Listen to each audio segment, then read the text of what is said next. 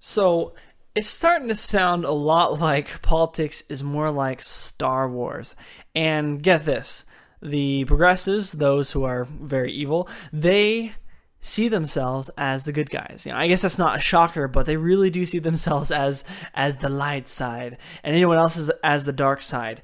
In fact, this quote is an actual quote, came from the left last week during a court case we'll talk about, and it says that the dogma lives loudly within you. I mean, I guess they feel like they're Yoda. Like, the dogma lives loudly within you.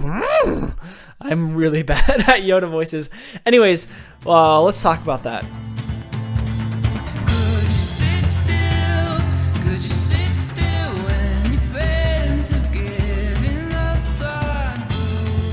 So welcome to the Alex Spicer Show.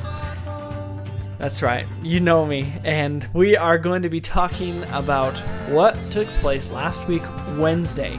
So last week, Wednesday, a Senate Judiciary Committee was held to question President Trump's nominee for a judge for the Seventh Circuit Court of Appeals, and his nominee was Amy Coney Barrett.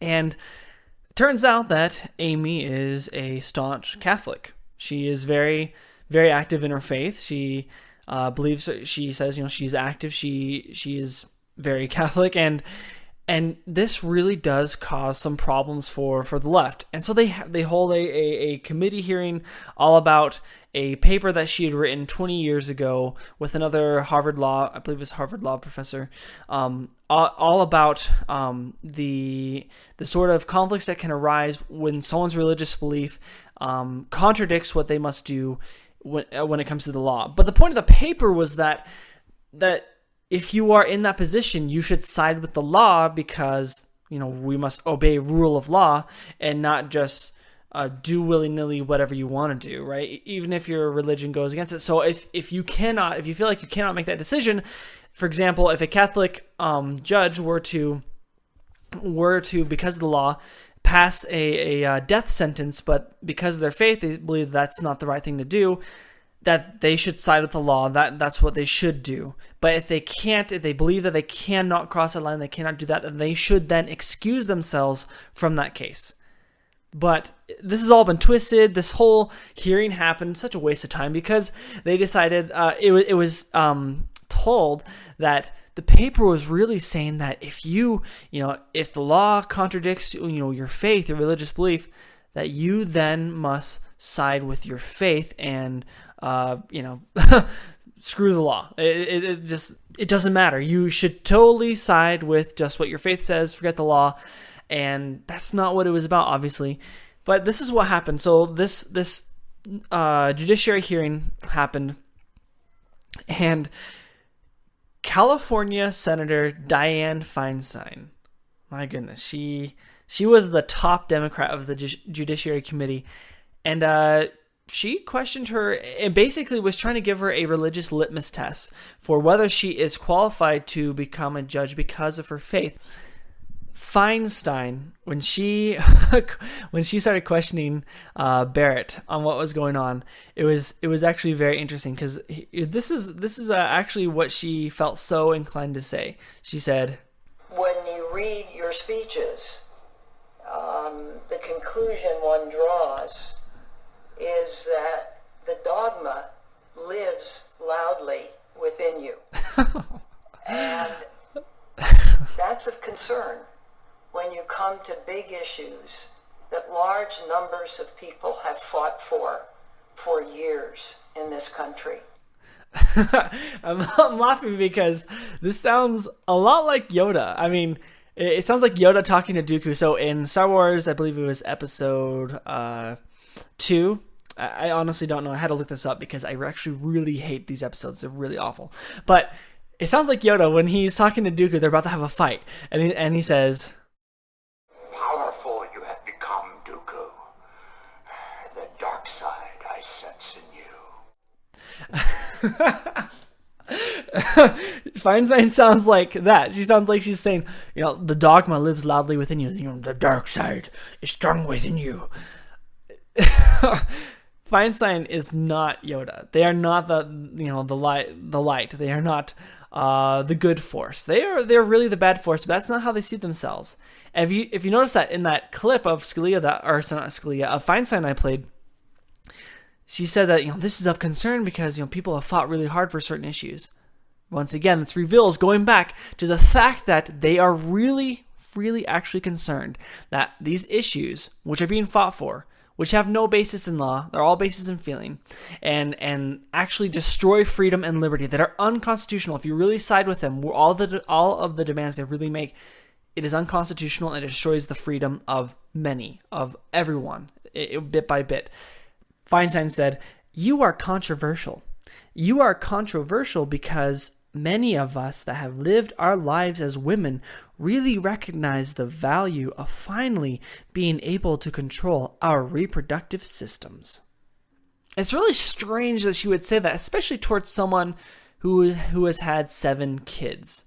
Logically, you would say, well, yeah, if you believe in reproductive rights, then someone like Amy Coney Barrett, this nominee, knows her rights very well, and she chose to have 7 kids. She was not oppressed by her husband or anything. She chose to have 7 kids. That's not something you do lightly.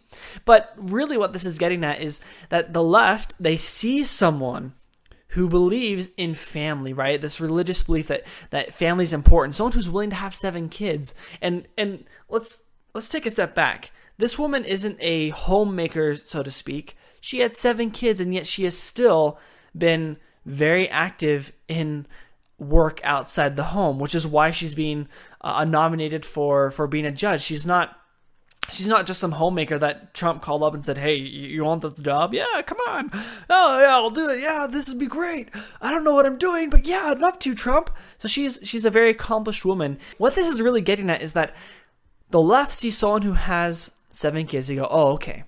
So she also is very pro-family. She believes in family values." And that is a threat to them. Why? Well, it's because, like I said, Senator Dianne Feinstein mentioned reproductive rights. If someone has 7 kids, then obviously to the left, they obviously were not exercising their reproductive rights to murder their own children before they could be born, before they could see the light of day. And that threatens their sense of security.